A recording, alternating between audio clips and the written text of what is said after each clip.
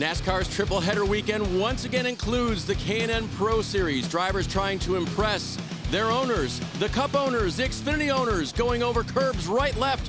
Who will get the victory today for the East?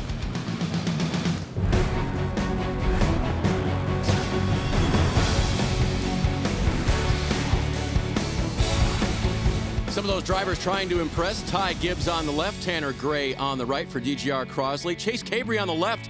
He'll go for another win in 2019. And Derek Kraus on the right. And how about Max McLaughlin? His first ever road course race. He's on the pole today at this place, Watkins Glen. What a great track. Getting ready for the great outdoors, RV Superstore 100. I'm Dave Burns along with Parker Kligerman and Dylan Welch. A couple of drivers who are very familiar with this series and very familiar with what they have to get done here, Parker. It's not easy.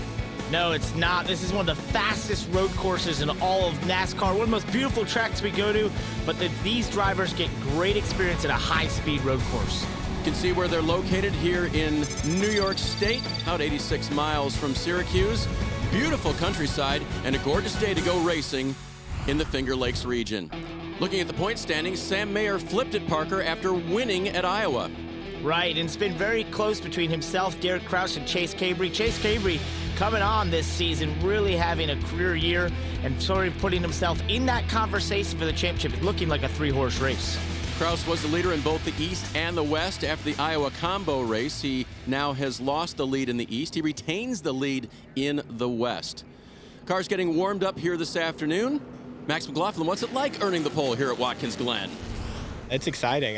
I know that I loved road racing since I was a kid. My dad won at the Glen here in the Xfinity Series now, and I always played it on the video games, but didn't really expect to come out here and do what we're doing right now. So, but it's awesome, and I love what we're doing. I love road course racing. It's funny, this year I've found a new love for asphalt modifieds and road courses. So it's two things that I didn't know I liked before this year. So I'm having a lot of fun doing what I'm doing, and can't thank everybody behind me enough. Expanding his horizons, Parker. How tough is that to come from just gaming and simulation to actually putting it on the track here? Well, Dave, simulation is just becoming so much more prevalent, especially when you're going road course racing. It's a great tool. Let's hear from the third member of our team, Dylan Welch. Well, Dave, the big story down here today is kind of youth versus experience from a road course racing perspective. You've got three of the top four guys that have never even raced on a road course. Tanner Gray, Max McLaughlin, the front row, Ty Gibbs in there as well. This is their first road course start. Then you've got guys starting further back. Dylan Murray, who races in the IMSA Sports Car Series. Guys like Brandon Jones, veterans of the NASCAR Xfinity Series, all with road course experience that are chasing these youngsters. So it's going to be a lot of fun as those guys continue to learn up front, watching the guys in the back who have experience and know what it takes, watching them march forward. Kind of like the way Dale Quarterly in that yellow car was putting heat in those tires, Parker. Did you see that? That was awesome. That's being aggressive of trying to get that heat in there. So I think that's a great point by Dylan, though. You know, when you go road course racing, you see sometimes what do we call them, the road course ringers that come into these series. But a lot of times it's those experienced stock car drivers, even though these are young drivers and not a lot of experience, they know how to drive stock cars and they can get the most out of them. And I like what you're saying there. These are racers, whether they've been on a road course one time, no times, or 20 times. They seem to get it done here in the K&N Pro Series. You see the starting lineup there. Brandon Jones had motor problems in practice. One of the Xfinity drivers who was on track earlier today, he will start in the back of the pack. But the pole, Max McLaughlin, that car on the left-hand side, he'll see the green flag, and then he'll take him down into corner number one. Parker, a very fast right-hander to get things going. No doubt. You'll have one shift here. It's a good start by Max. You don't want anyone to go three wide into turn one. That can always get a bit hairy, and you just don't want to lock those rears. He does a great job there to cement himself in the lead, but we've got some battling back to the pack. Spreading out just a little bit, Ty Gibbs coming through in the black and red 17, and that third white car, that is Tanner Gray. Brumos throwback, red, white, and blue there, kind of like that. That is good looking. I love that. Very fitting here for Watkins Glen, of course. But as we go down here towards the inner loop, this is where you start to single file, and then you'll see some drivers maybe make attempts down into the inner loop. You got to get side by side and get position into this corner because it gets very tight right there.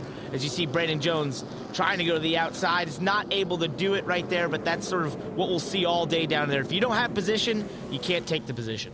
Saw that beautiful shot from the NBC Batcam. Thanks to our crew for hanging around this afternoon for the final race of the day, the final event of the day, I should say. Parker, you and I watched 2 Xfinity Series practices where there was some side-by-side like this.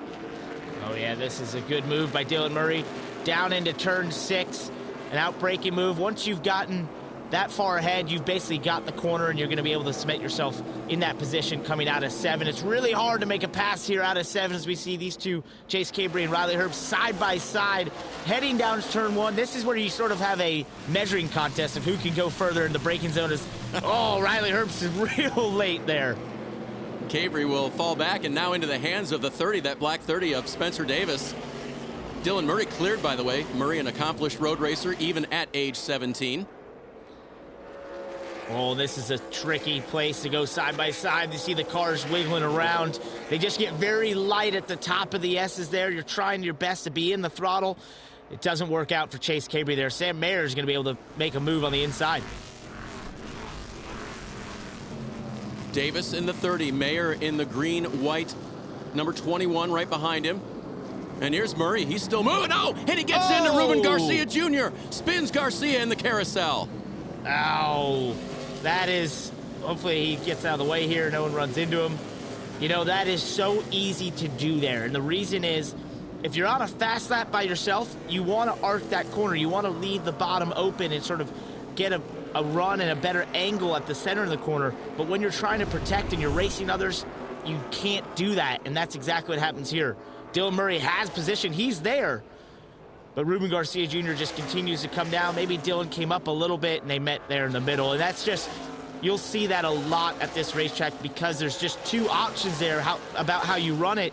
And the fastest way is not the way that you always want to do when you're trying to protect. And obviously, Dylan Murray had a much better exit of the inner loop and gave him that speed going into the carousel, right? Yeah, that's how you set up that run.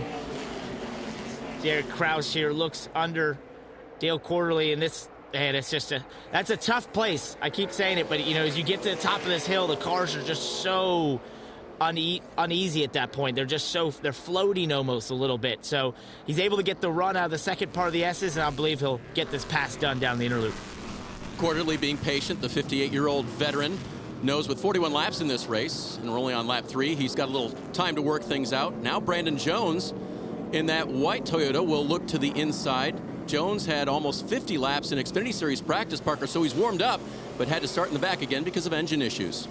No doubt that's what he's doing this for, is that experience on road courses for the Xfinity Series. I have to say, I do like his paint scheme, the TRD 40 scheme. We have that also on my Gaunt Brothers Racing Cup car, but I like the all-white with that. It looks real retro and throwback to Toyota's old colors. As Colin Garrett's going to make a pass here. Oh, no, he's not quite going to get it done on Dale Quarterly. Dale Quarterly able to use that outside run in turn 7. You'll see that a lot, where you might give up the position a little bit in 6, but you're able to use that outside in turn 7 to get the run down the front stretch.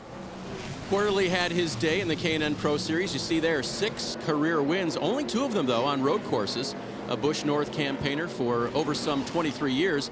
Oh, Travis Milburn pulls off there just after turn number 1.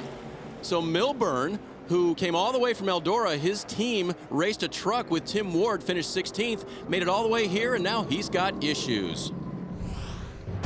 K&N Pro Series Racing on NBCSN is brought to you by K&N High Flow Air Filters and Air Intake Systems, because everyone loves that fast car smell.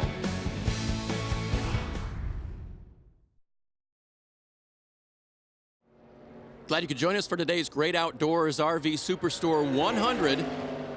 From the famed Watkins Glen International, that is the leader, Max McLaughlin, on pole, his first ever road course race, a blistering lap in a car, by the way, that won here last year at the hands of Brett Moffitt. So, Parker, I'm thinking it knows the way around.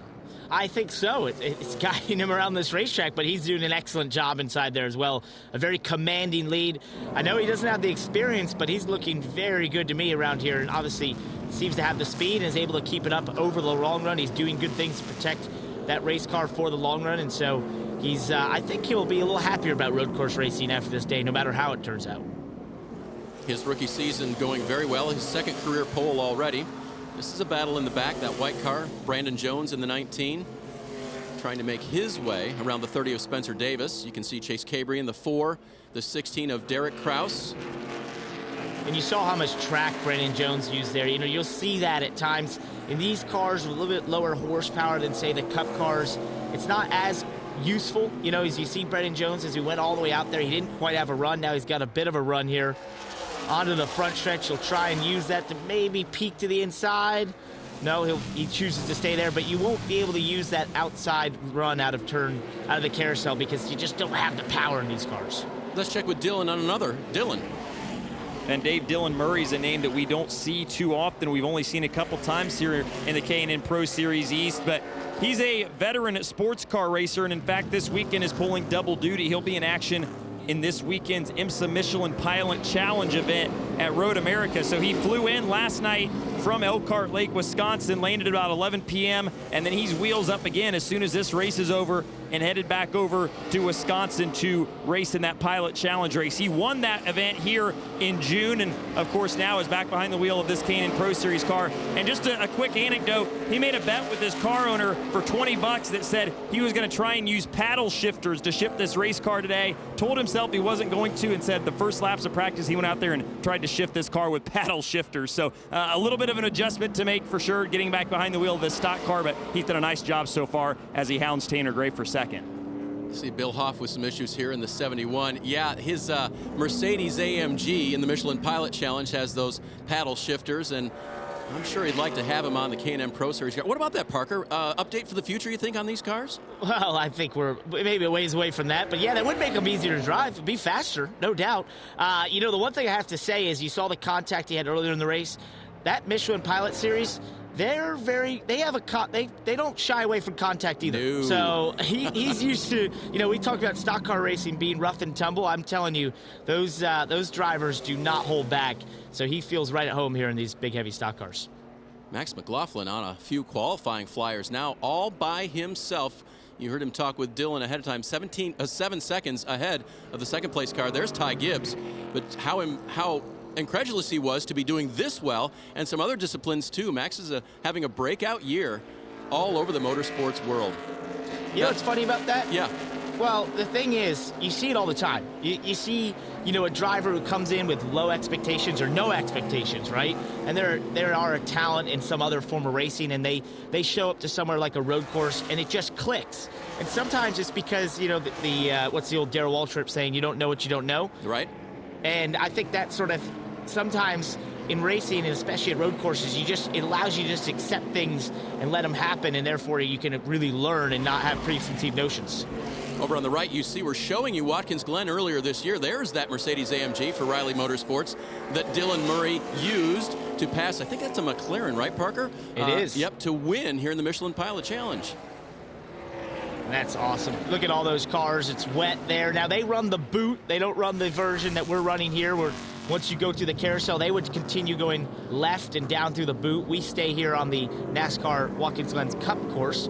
And, you know, it's a little bit different, but some of the, you know, the main points of this racetrack are the same. Jefferson Pitts Racing, by the way, who fields that car, 10 of the last 11 winners on road courses than K&N.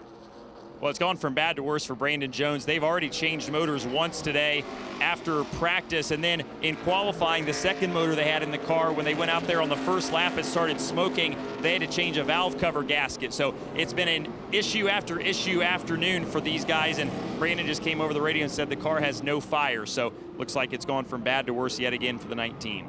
Saw John Wood with trouble as well in the 38, and with the 19 of Jones stopped, NASCAR is going to have to throw that caution to get his car back to pit lane. Disappointment for him, Parker. You come out to run laps, that's really all you want to do. You don't have to win the race, and now you can't run laps.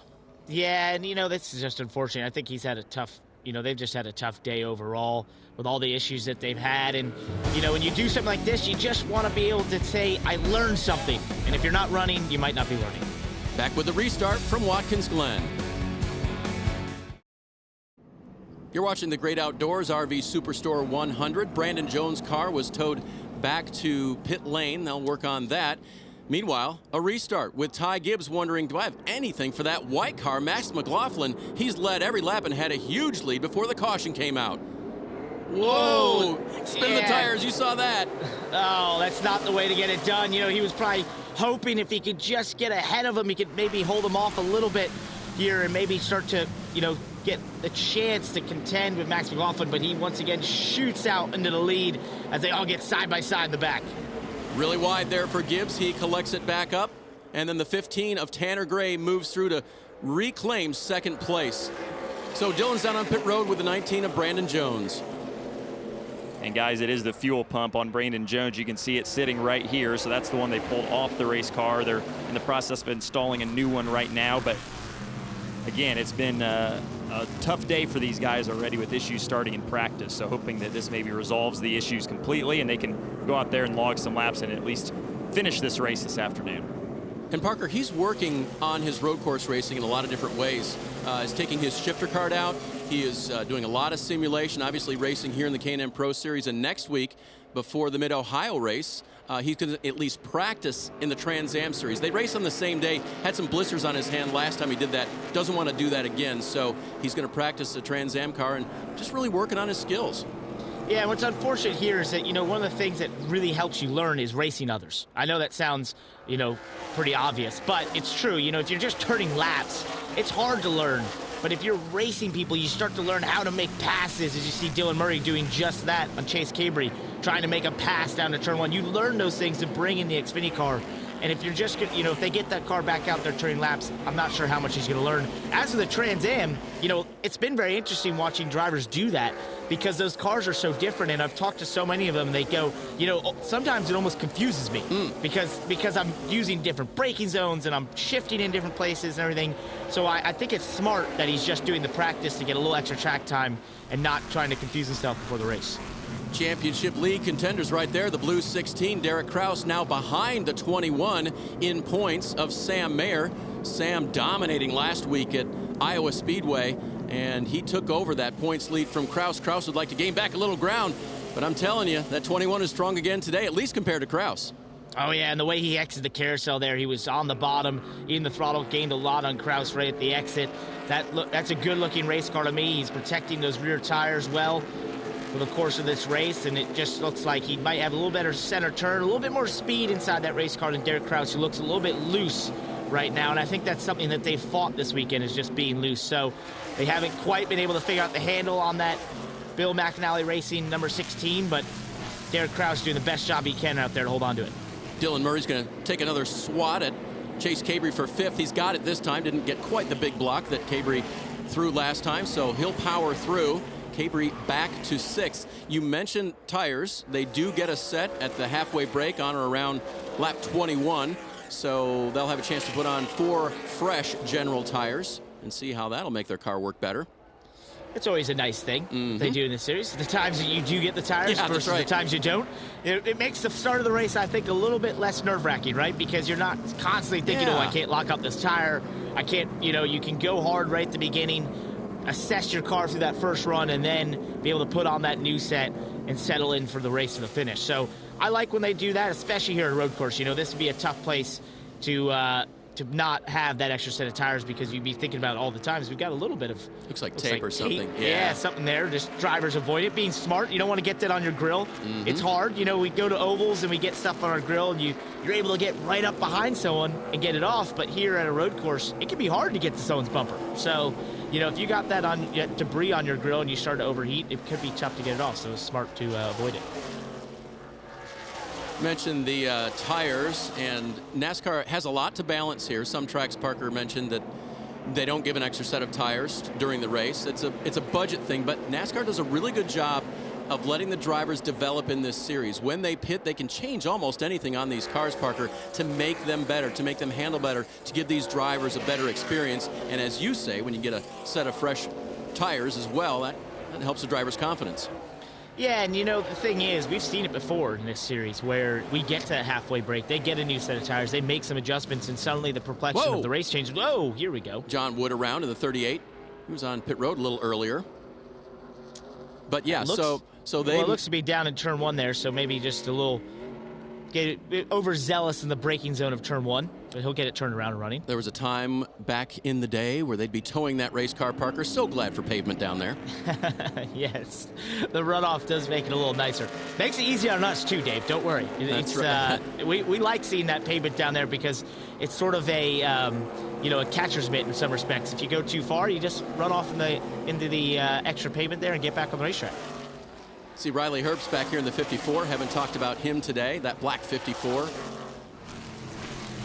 Another road course experience for him. And here comes that 7 of Dylan Murray. Yeah, he's been impressive. He seems to show a lot of speed. Even with that fender knocked in there, which I would think hurts the aero performance a little bit. Oh, that's a little scary going around the outside there. Hard place to catch a lap car, right? Yeah, it's just tough. And, for the lap car there, it's hard to get out of the way. Oh, here's what happened to John Wood. Well, Brandon Jones coming back through the field after repairs. That's Brandon Jones was definitely there. He didn't come up, so John Wood didn't get the memo exactly that there was a car there, turned in as if he wasn't, and got spun around. I know, Parker, for the Cup Series and for Xfinity, they probably use 4 spotters around here, maybe a little less in the K&N Pro Series, maybe not as many eyes right on top of the turns. Yeah, so you'll use about 4, and you try.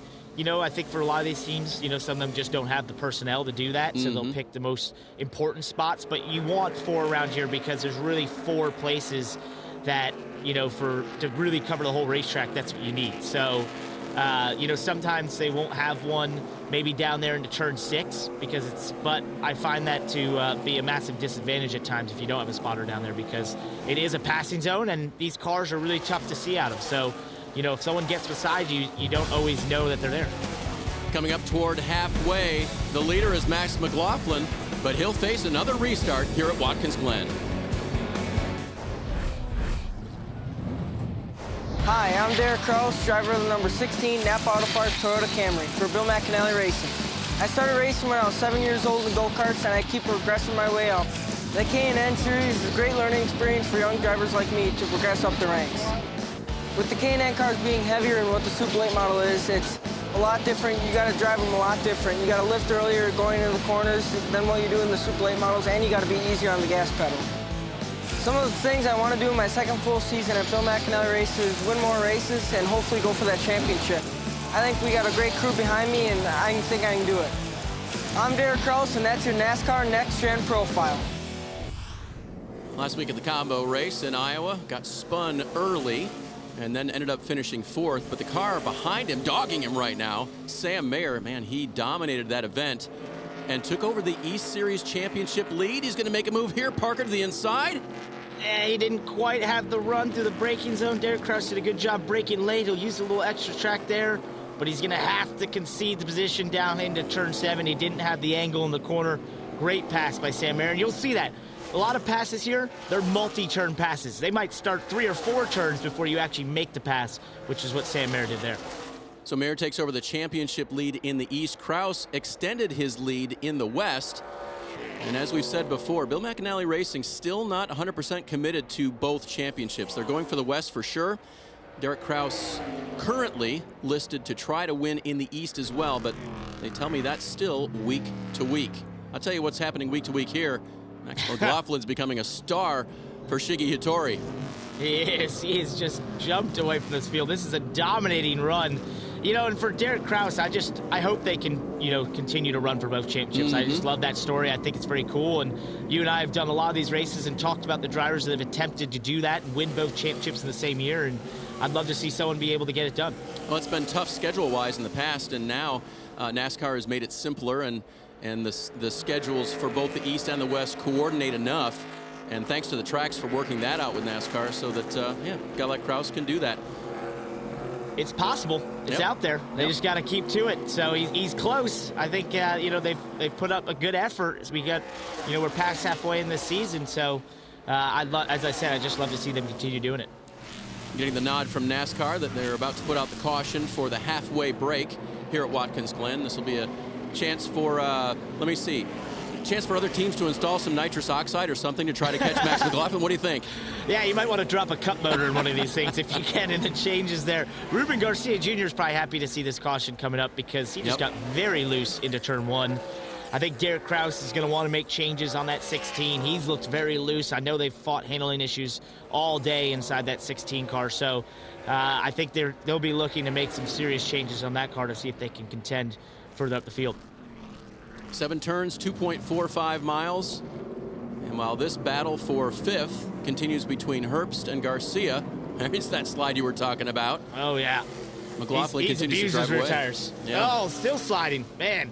Well, he knows the caution's coming, so he says, what the heck? Why not try to get the most life out of these things? Well, if you were a crew chief, Parker, wouldn't you want that to push the car not to danger, but whoa! Oh! Like that, Riley. Not quite that much. Oh, just outbraked himself there. So he'll have to mentally note that, for later in the race.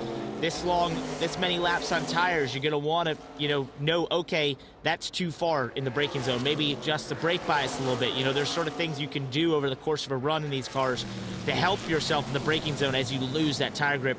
Now he's going to lose another position to Chase Cabrey, and Sam Mayer's poking his nose on the inside. By the way, I'm looking at Mayer's windshield. There is a windshield wiper on that 21. And Parker, if you look out there, skies are darkening.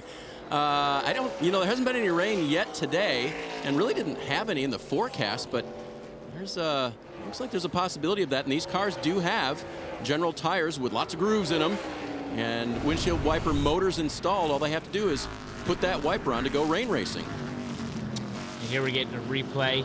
Speaking of slick. Yeah, Riley Herbst just seems like it just didn't turn. Just overdrove it, locked up the left front a little bit, lost a lot of positions over the next couple of corners. Seems to be struggling a little bit inside that car. It looks just slow at the moment as Derek Kraus is starting to catch him. And there's the caution. So, and as you mentioned, yes, rain would be interesting for this race. It might be the only thing that can stop Max McLaughlin. Yeah, well, listen, as well as he's done, what did he say? Pavement modifieds were new to him. Road racing is new to him. Actually, stock cars, pretty new to him. Why not rain racing? He's probably good at that, too. Yeah, with that dirt experience, he's used to slick surfaces and trying to find grip, so he'd be great at it. Most race fans know he's Mike's kid. Mike, very famous around here, and what he did in the Busch North Series. Now, son Max trying to make it his day in the K&N Pro Series East. Another fun fan weekend at Watkins Glen, sold out for the 5th time for Sunday's Cup race in a row. That'll be exciting, but before we get there, the K&N Pro Series East putting on a show. Dylan Murray, just a little bit of argument over space there with Ruben Garcia. Same story for the White 19 of Brandon Jones and John Wood. This guy, Parker, what about Mad Max? This has been incredible. I mean, he has been in a league of his own throughout the first part of this race. Just no one has the speed to touch him at the moment. And that's all the way around the course, Parker. You know what it takes to put together a good lap here, but for Max to repeat lap after lap and extend that lead, that's pretty impressive. It is, and to do it over the long run, too. Sometimes you see a driver who has a lot of speed, on a short run or on a qualified lap, and they don't quite have that over the long run, but him and that Shiggy Hattori car have just been perfect, impeccable, and I think, this is, we'll see if anyone made any changes to those race cars to battle him here. You saw Ty Gibbs 17 starting at the back there. They had a little pit road penalty. He'll go from the rear, but from the front, Max McLaughlin sees the green. He fires, but he spins his tires, and Tanner Gray is going to get that jump. And it stacks up the field behind him. The first mistake we've seen by Max McLaughlin there. And Herbst goes wide, yes, and so McLaughlin will fire through, and now he tries to track down Tanner. Wow, he's able to get back to second that quick. And that is not good news for Tanner Gray if he still has the speed inside that race car. Riley Herbst, struggled with the brakes late in the first run there before we got to competition caution, and once again was struggling there. Is there 3 wide behind him? Yeah, Colin Garrett had an awful S's right there in the black 18, and he stacked up the entire rear of the field. Meanwhile, up front, we see on our isolation monitor, the one of Max McLaughlin has gotten back by Tanner Gray already. So the lead was short-lived, only a few corners for Gray. And now McLaughlin reassumes the position he's had all day long as we see what happened to Colin Garrett. Oh, yeah, here he just gets shoved out and actually hits the guardrail. Oh, that is easy to do, I will say. Especially on a restart when you're around a bunch of cars, dirty air. It's easy to get that, and now he's got severe damage there on the right side. And it's easy to do that because you get shoved by that curb out, and you cannot control the car and stop it from hitting the guardrail. So, unfortunately, he's going to continue on here. It doesn't feel like he has a tire going down, but definitely has significant damage on the right side. Well, the crew will see from pit road now how badly damaged the 18 Sam Hunt Racing car is. And most likely will get him to pit road, depending. What do you think was dragging there, Parker, possibly on the right front? Oh, that can just be some sort of, some of the under the valence that they have in these cars, maybe some of the metal that holds up the front nose that's been dislodged, that sort of thing. So it's definitely looks like he's fine tire-wise, and as long as he doesn't have a tire rub, he should be able to continue on. Yeah, that's the big thing. Don't want that general tire losing air from a rub on a body part or something like that. See the nose hunched down there as he hits the brakes and goes through the inner loop. Yeah, here, Ty looking to get by Spencer, saying hello. I was going big hello there. Yep, almost he goodbye. reminded him a couple times. Wow. That he's there. Wow, great job by Spencer Davis to hold on to that. That's Ty Gibbs trying to say. This? Yeah, he's trying to say, no, I didn't mean it, man, I didn't mean it. Don't run me too hard, and Spencer doesn't. No, he just reminds him, hey, I didn't appreciate that. Ooh, Dylan Murray right behind Dale Quarterly in that yellow 32. This is tight. This is tight. When we had that issue with Colin Garrett, I believe Dylan Murray went off a little bit in the inner loop as well and lost a couple positions, so he's trying to fight back. Here you see McLaughlin reestablished. We told you while we were watching that replay that he'd gotten by Tanner Gray, so he'll reassume. Dylan. It's amazing when you look at these top two of the least experienced road course racers in the field with backgrounds completely opposite of what you think it would take to be a good road course racer. Max McLaughlin, the leader in the one car, he of course comes from dirt track racing. He's got a lot of help on his side though. Of course, his dad, Mike McLaughlin, a great racer in his own right, and another couple drivers, Seymour Prescott and Scott Heckert, both have really helped him get around this racetrack just with simulator time and kind of teaching him the nuances of how to get around Watkins Glen.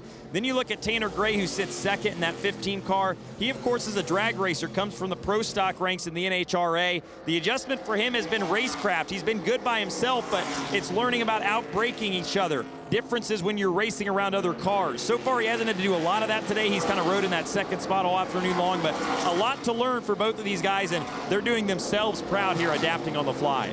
That's some great points, Dylan, and the thing is, I keep going back to it. You just don't know what you don't know, and these two are showing my theory of if you sometimes show up to these with an open mind and no expectations, you allow yourself to learn and soak it all in and really excel, and that's what those two are doing. And when I look at those front two, what does Max McLaughlin's car do a little bit better than Tanner Gray's is that it just looks a little more stable over some of the curves. It looks like Tanner's having to fight his car a little bit more, and over the course of a long run, that should play in Max McLaughlin's hands. But Tanner Gray's doing a great job to stick with him, considering how far out in front he was in the first half of this race. And a compliment to both teams, for Shiggy Hattori's team and for DGR Crosley, for building a car, Parker, that frankly these guys can hustle around, mash the brakes on, and it stays with them.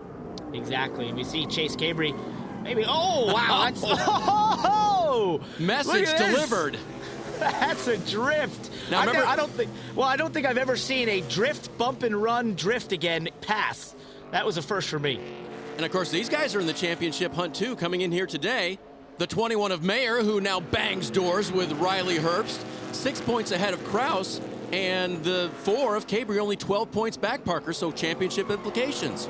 Absolutely, and these three will be racing each other. Well, at least we know for sure 2 of them will be racing each other at the end of this championship, tooth and nail. That was some real intense racing there for Sam Mayer. He, got moved out of the way a little bit there, then had to defend, fight back, is going to lose 3 positions over the course of those sequences of turns. That's unfortunate, but now he's got to settle down, sort of get his composure back and try and fight back here. We look at this bump and run drift. I don't even know what to call this, but it's pretty awesome. So here you see Chase Cabry goes to give him a little shot in the bumper and gets himself really loose, then continues to drift it, tries to stay in the throttle. He's able to make the pass, and then Sam Mayer and Riley Herbst go down and bang doors a little bit into turn 6. Oh, that's a hard one right there. Just trying to outbrake each other, probably outbraked himself a little bit, and then Riley Herbst is going to be able to fight back as they got into the front straightaway. All right, deep breath, everyone. Meanwhile, you mentioned earlier that Garcia probably needed an adjustment on that 6. He is up to 5th place now and challenging Herbst. And that's what I love to see. I love to see a driver who, maybe is struggling at the end of that first run when they get this new set of tires. Makes a block there on Sam Mayer to turn 7. be, as long as he gets a good run out here, to be able to hold them off. And I like to see that because it tells me that they're thinking and that they're giving good feedback. If they come back in the second half with a new set of tires and they're faster, they've done their job correctly. They are all still chasing Max McLaughlin at Watkins Glen. Can he win for the first time in the K&M?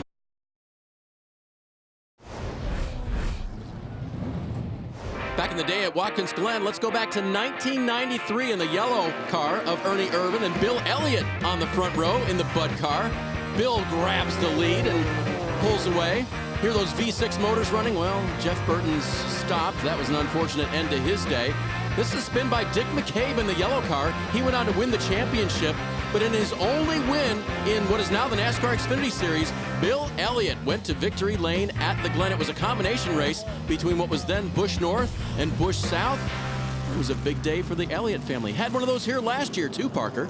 They did. They seem to have a great affinity for this place. I also just loved how, although that track, looked a little bit more out, it's not very much different what we're seeing here. So that was a very cool back in the day. I enjoyed that. I didn't know that either about Bill Elliott only having one Xfinity Series win. That's right. Yep.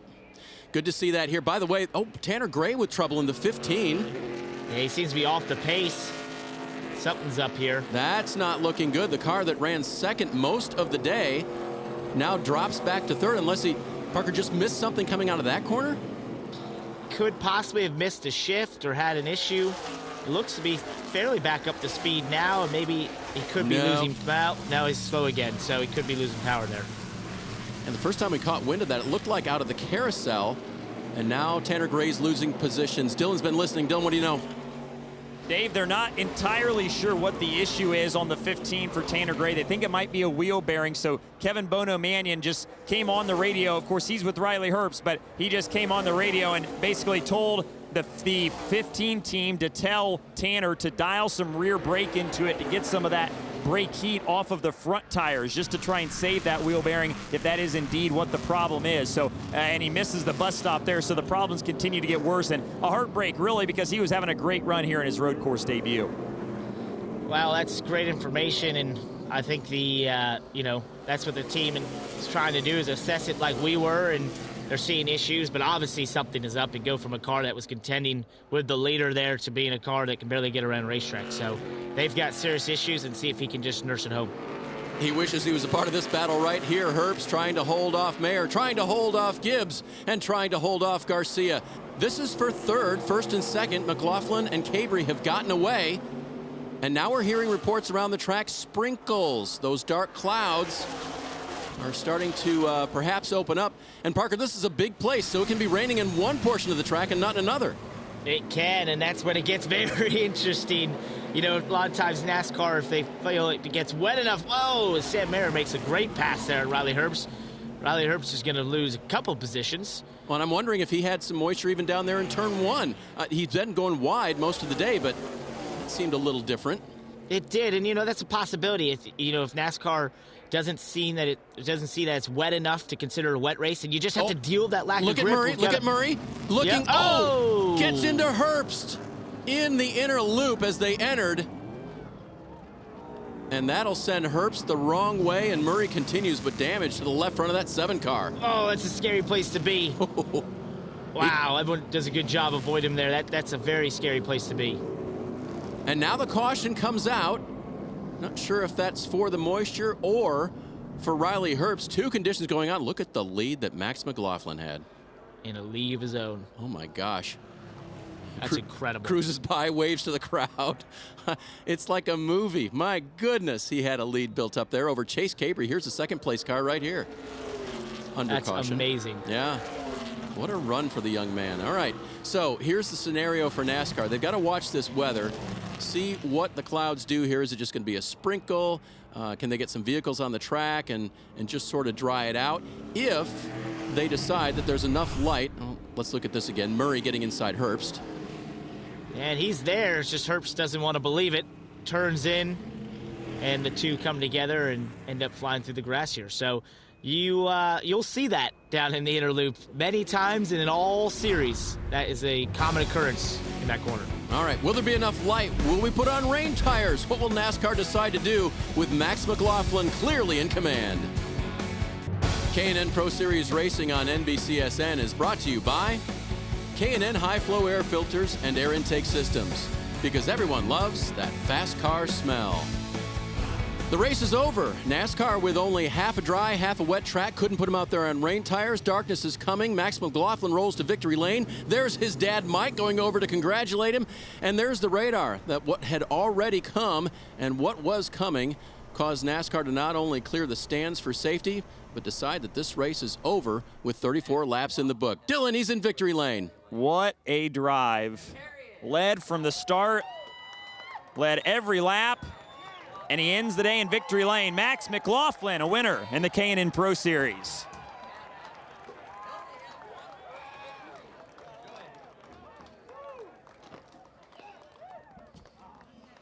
Hey, not bad for a dirt racer. Your first road course race, you put in victory lane. How'd you do that? Oh, this thing was so badass to drive, man. Oh, God, I love these guys, man. They work so hard.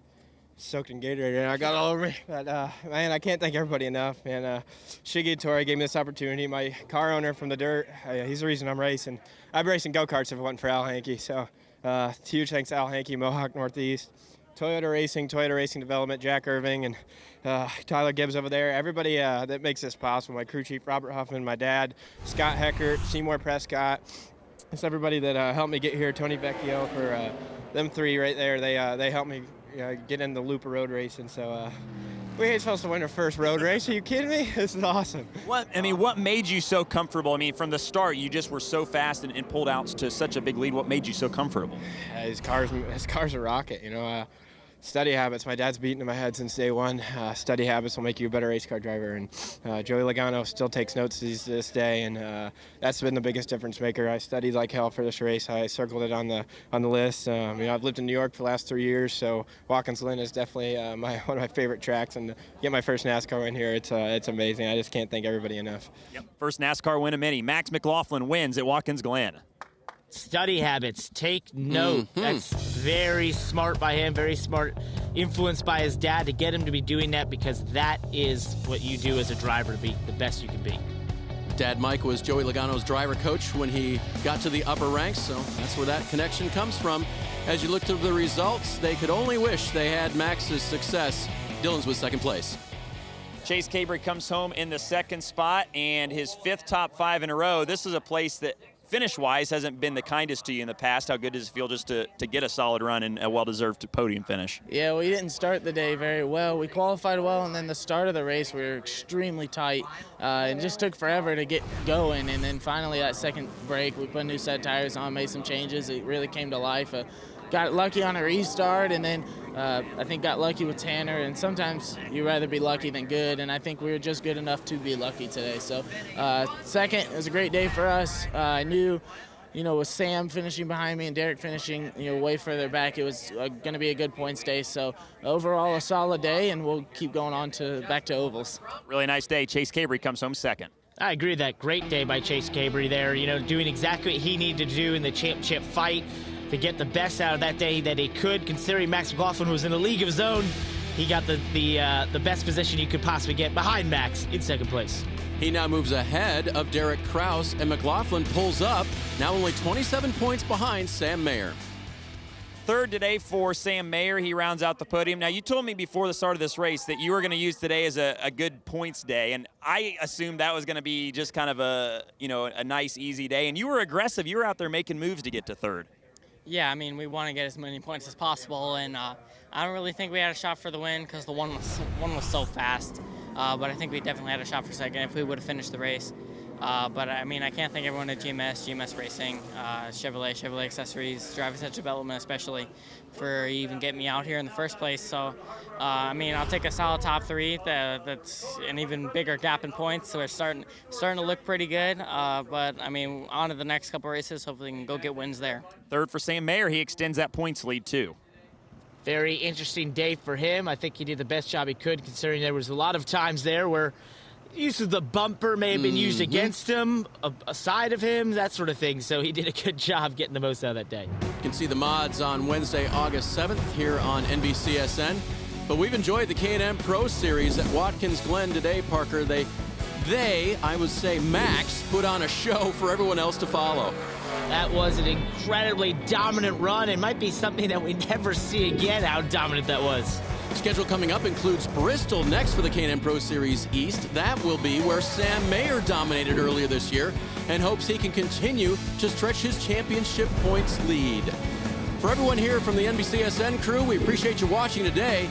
That young man, his first career victory, Max McLaughlin, wins at Watkins Glen.